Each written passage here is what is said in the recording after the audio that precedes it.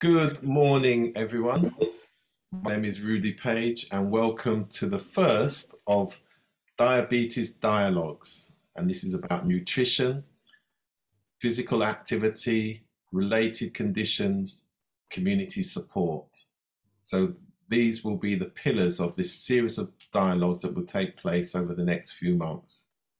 So I'm really pleased to have Dr. Patricia Smith from UEL, University of East London, who's going to talk to us about the condition, the diabetes conditions, and also a great conference that's coming up in the next few days. Good morning, Patricia. How are you? Good morning, Rudy. I'm very well, thank you. And thank you for inviting me to this talk on Diabetes Dialogues. Thank you. Thanks for making it. And before we go into the topic for this session, could you just tell us a bit about your role at UEL, what you do? Okay. I'm a senior lecturer in allied health and public health at the University of East London. I teach physical therapy, public health, and I also do some teaching on sports medicine, I should say sports sciences, and also in nursing. So my role is a lecturer. I teach students, I engage with students. My main area of expertise is in research methods. So I do a lot of work with students in developing research projects, mainly in qualitative research methodologies. And also I work with students and engage them in all aspects of university life and helping them through the course, the program, and so forth. Very supportive role.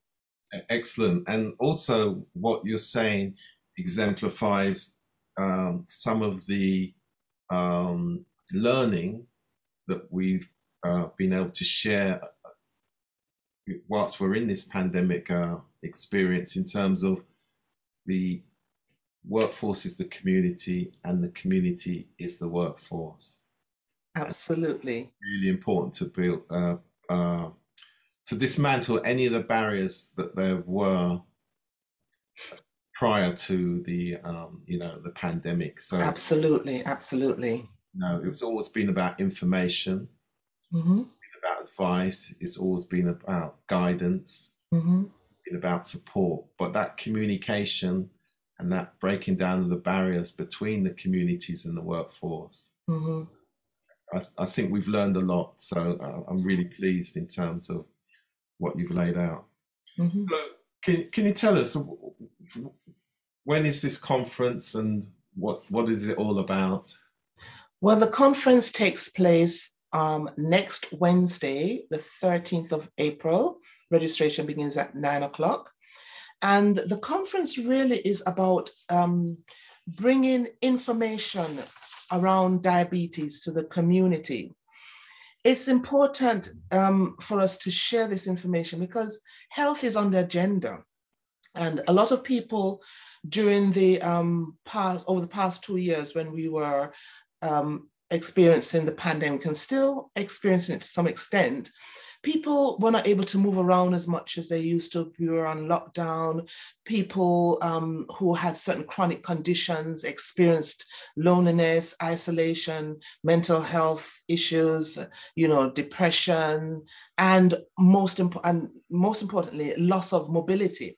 And diabetes is one of the things that really affected, was one of the conditions that was sort of on the agenda during the pandemic. During that time, I was able to do some online exercise classes voluntarily for people who could not get out and move around and so forth. And that really benefited people a lot. And so this conference is to really develop on that and to bring together expertise in different fields and different areas to come and talk about how we can have a holistic approach to helping people who experience or live with diabetes, to help them to be able to find a way to to be self-empowered, self-care, to know what to do to help themselves, and to know how to navigate themselves through the system in order to be able to live a quality of life which will enable them to not suffer with diabetes.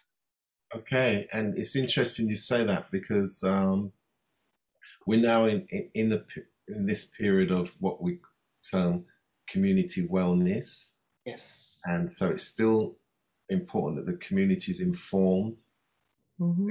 reassured by trusted messengers such as yourself, Yes, yes. so that they can make their choice.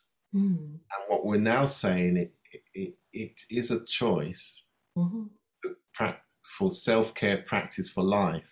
Absolutely. Now making self-care practice for life one of the choices that we must make. That's right. That's right. So we are learning and delivering in a different way, and that's why I'm so pleased that you've been able to join the platform. Thank you. Yes. You know, and the work that you're doing. So can you obviously the conference is free. So can you tell It us is. who is it targeted at? Well, the conference is targeted for mostly everybody. It's Right. targeted for researchers, professionals in the health and social care sector. It's targeted for people in the community and voluntary organizations. It's targeted for students. It's targeted for policymakers, people who make decisions about how programs should be formulated to meet the needs of members of the community. It's targeted for everybody, users, service users. Right. You know, it's targeted for anybody and everybody who live with diabetes or have a friend or relative who is living with diabetes. Yeah, So it's and quite wide. yeah, once again, to really reiterate to people, it's it, it's also about the people who deliver the services, Yes, as well as hearing the voice of the community as well. absolutely. Also, Absolutely. hear each other's voice, or the term we say is all voices must be heard, That's correct. which, Yes. which is great. And obviously there's a focus on the Caribbean population group, the African and Caribbean population group. So Yes. talk a bit more in terms of some of the cultural issues that will be covered within the conference so that people appreciate that it will be relevant. I mean, you touched on Yes. food. Food is a great example. Food is a great example. We all eat food, but sometimes when we look at the kind of diet that we have as African people, African Caribbean people, and so forth, we find that a lot of our diet is not supportive of the proper health and nutrition that we need to engage in order to overcome a condition such as diabetes or to manage it in a way that will give us the best quality of life.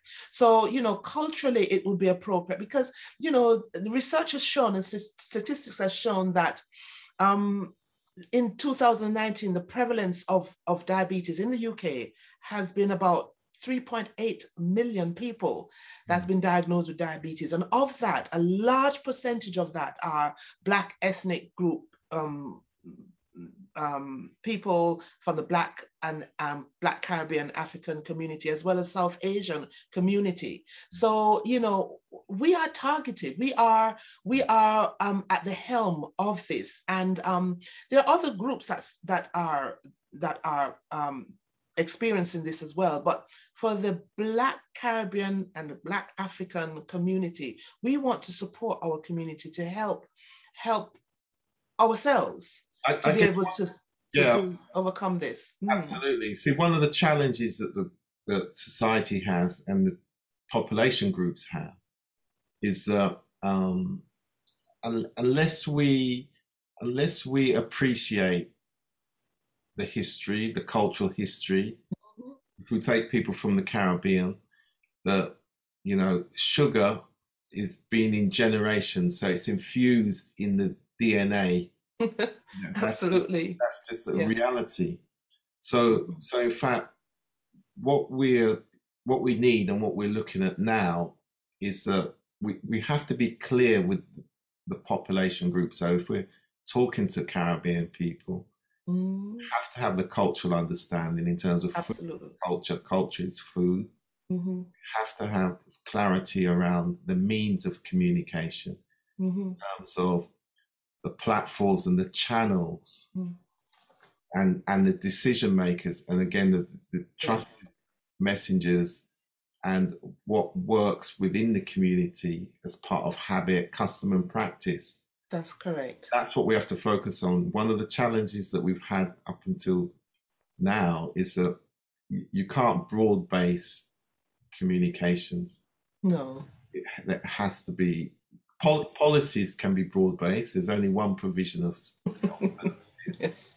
But the relationships and the partnership working between, you know, professionals themselves and the community, that's the ground that we now have to start to work on, which is going to be very challenging because it's a new way of working for those of us provide services as well as the community who needs to access those services.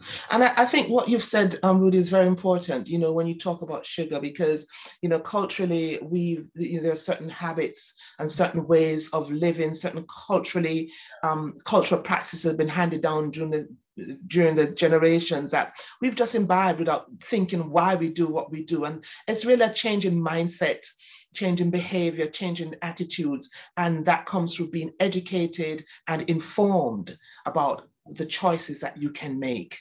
Absolutely. And we have to want to listen to what's said. And if we don't feel the people delivering the messages that are not sympathetic or indifferent, then people won't take any notice. Absolutely. You know, what we do, that we need people to take notice in order to self-care practice for life. That's the choice. Absolutely. Yes. Very much about, of course, prevention. Touched on earlier on. It's again, what are the prevention activities that make sense and will be accepted by the community and all cultures and all different groups of cultures, age range, all your socio-economic position. Absolutely. You can see that the challenges that we have around the means of communication. So there's an old saying in social marketing, the means of communication may be different, but the needs are the same. Absolutely. And even though we've had a reset, we know the structural inequalities are still there. So absolutely. We must work on the means of communication because we are where we are. We can't change the structures. We can't change them. They're there. However, we can reduce the impact of those structural inequalities by greater community support, professional collaboration, and just sharing the learning.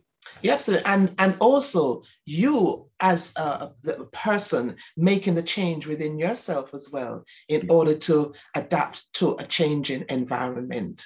Exactly. Yes. And you said that about that mindset. Yes. Attitude. All those things are essential.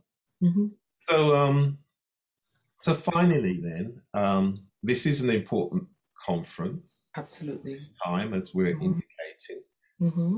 What will the participants hope to gain from it? Well, the participants will gain quite a lot from this because we have a lineup of very well-informed, interesting speakers. We've got Dr. Darren Sharp, who is a postdoc fellow at the University of East London.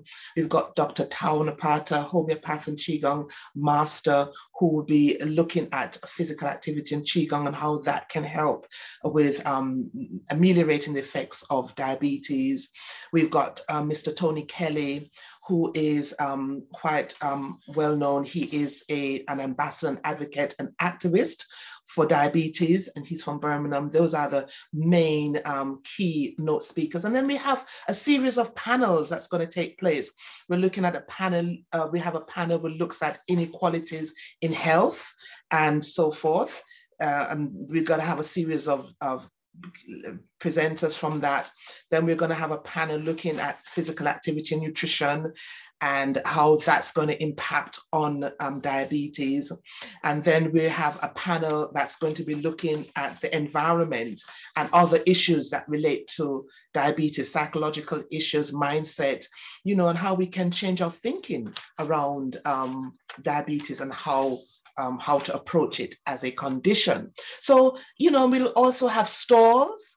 We'll have Diabetes UK that will be there handing out leaflets. We've got voluntary groups and voluntary organizations in Newham who will be there handing out leaflets. You can talk to, you can network, and just get as much information as you need and you want, and to share, to talk to people, you know. And of course, we'll be providing free lunch and refreshments so people can come and enjoy. Excellent. So if you can just remind us again, name, date, and right, you can access if they want to book.